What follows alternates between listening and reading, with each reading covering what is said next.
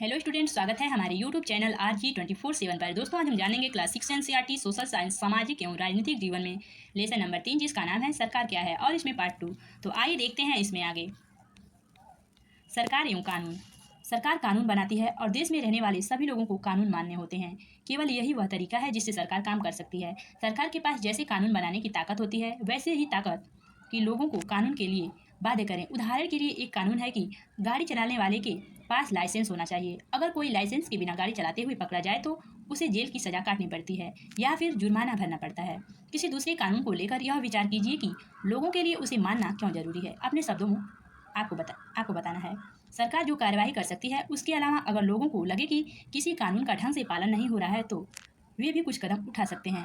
उदाहरण के लिए, अगर किसी व्यक्ति को यह लगे कि उसको उसके धर्म या जाति के कारण किसी नौकरी में नहीं लिया गया तो वह न्यायालय जा सकती है और यह दावा कर सकती है कि कानून का पालन नहीं हो रहा है। तब न्यायालय यह आदेश देगा कि क्या कदम उठाने की जरूरत है। आइए देखते हैं आगे। सरकार के प्रकार। सरकार को निर्णय लेने और कानून का पालन करवाने यानी उन्हें बाध्य बनाने की शक्ति कौन देता है? इस प्रश्न का उत्तर इस बात पर निर्भर करता है कि उस देश में कैसी सरकार है।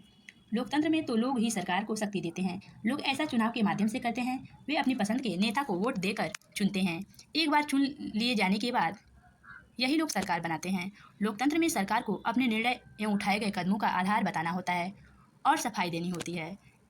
एक दूसरी तरह की सरकार होती है जिसे राजतांत्रिक सरकार कहते हैं। इसमें राजा या रानी के पास निर्णय लेने और सरकार चलाने की शक्ति होती है।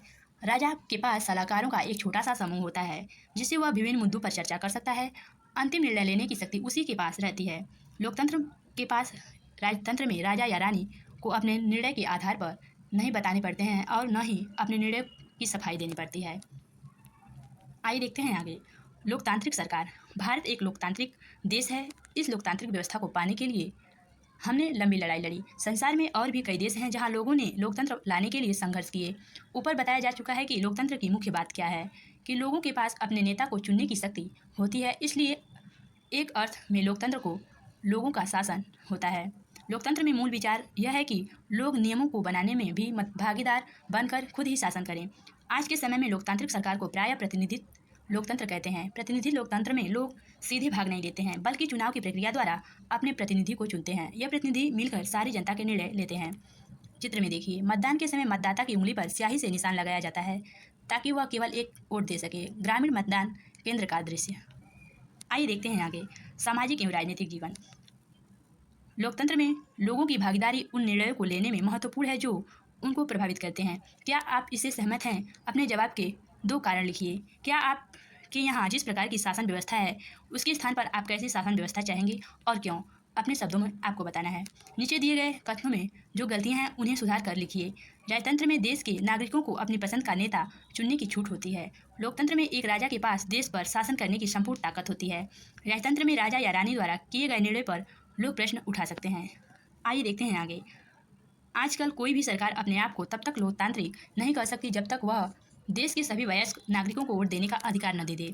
लेकिन हमेशा ऐसा नहीं था। क्या आप विश्वास कर सकती हैं कि एक समय ऐसा था जब लोकतांत्रिक सरकारें औरतों और गरीबों को चुनाव में भाग नहीं लेने देती थी।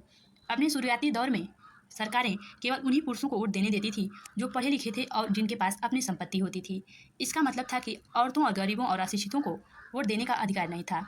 ऐसी स्थिति में देश उन्हीं नियमों के सहारे चलते थे जो गिने चुने पुरुष बनाते थे। भारत में आज़ादी से पहले बहुत ही कम लोग को वोट देने का अधिकार था, इसलिए जनता ने संगठित होकर इस अधिकार की मांग की। गांधी जी समेत कई नेताओं ने इस अन्यायपूर्ण व्यवहार का विरोध किया। उन्होंने भी जोर शोर से यह मांग उठाई। सन 1931 में यंग इंडिया पत्रिका में लिखते हुए गांधी जी ने कहा था, मैं यह विचार सहन नहीं कर सकता कि जिस आदमी के पास संपत्ति है वो वोट दे सकता है, लेकिन वह आदमी जिसके पास चरित्र है पर संपत्ति या शिक्षा नहीं, वो वोट नहीं दे सकता। या जो दिन भर अपना पसीना बहाकर ईमानदारी से काम करता है वह वोट नहीं दे सकता क्योंकि उसने गरीब आदमी होने का गुनाह किया है। आइए देखते हैं आगे। संसार में कहीं भी सरकारों ने स्वेच्छा से अपनी शक्ति लोगों के साथ नहीं बांटी है। पूरे यूरोप और अमेरिका में महिलाओं और गरीबों को सरकार के कार्यों में भागीदारी लेने के लिए संघर्ष करना पड़ा। महिलाओं द्वारा मताधिकार के लिए किए गए संघर्ष में प्रथम विश्व युद्ध के दौरान और मजबूती पकड़ी गई। इस आंदोलन को महिला मताधिकार कहते हैं और अंग्रेजी में इसे सफ्रेज मूवमेंट कहते हैं। सफ्रेज का मतलब वोट देने का अधिकार। युद्ध के दौरान बहुत से पुरुष लड़ाई में थे, इसलिए महिलाओं को उन कामों को करने के लिए बुलाया गया जो पहले पुरुषों के काम माने जाते थे। जब महिलाओं ने विभिन्न प्रकार के काम और उनकी व्यवस्था करना शुरू किया तो लोगों को यह देखकर बड़ा आश्चर्य हुआ कि उन्होंने महिलाओं और उनकी क्षमताओं के बारे में क्यों इतनी गलती रूढ़िबद्ध धारणाएं बना रखी थी कि महिलाएं ये काम नहीं कर सकती हैं। इस तरह महिलाओं को निर्णय लेने में समान रूप से योग्य माना जाने लगा। महिला मताधिकार आंदोलन की साथियों ने सभी महिलाओं के लिए वोट देने के लिए अधिकार मांग की। उनकी आवाज़ सुनी जाए, इसके लिए उन्होंने जगह जगह पर अपने आप को लोहे की जंजीरों में बांधकर प्रदर्शन किया। उनमें से कई क्रांतिकारी महिलाएं जेल गई और भूख हड़ताल पर भी बैठी रहीं।